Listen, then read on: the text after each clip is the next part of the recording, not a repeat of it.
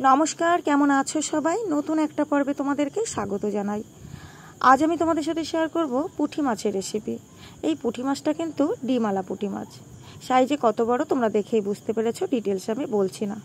তো পুঁটি মাছটাকে ভালো করে কেটে ধুয়ে দেখো নুন হলুদ মাখিয়ে নিয়েছি। এবারে কড়াইটা ভালো করে গরম করে নিয়েছি। ওই কড়াইয়ের মধ্যে বেশ খানিকটা সরষের তেল দিয়ে মাছগুলোকে ভেজে তুলে নিয়েছি।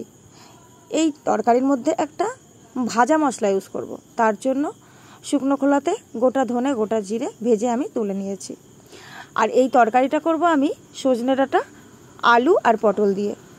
এবারে মাছগুলোকে ভেজে তুলে নিয়ে ওই কড়াইতে আবারও একটু সরষের তেল দিয়ে দিয়েছি, দিয়ে এই সবজিগুলোকে দিয়ে দিলাম, একটু খুন্তি দিয়ে মিশিয়ে নিলাম তেলের সাথে।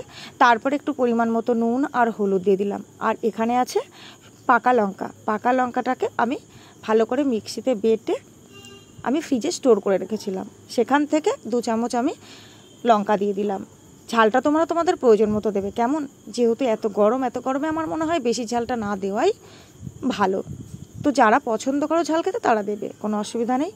তারপরে ভালো করে মশলার সাথে আমি এই সবজিটাকে কষিয়ে নিয়েছি, দিয়ে পরিমাণ মতো আমি জল দিয়ে দিয়েছি। জলটা কিন্তু একটু বেশি দিয়েছি, যেহেতু আমি এই তরকারিটা পাতলা করব তার জন্য একটু পরিমাণে বেশি দিয়েছি ঝোলটা।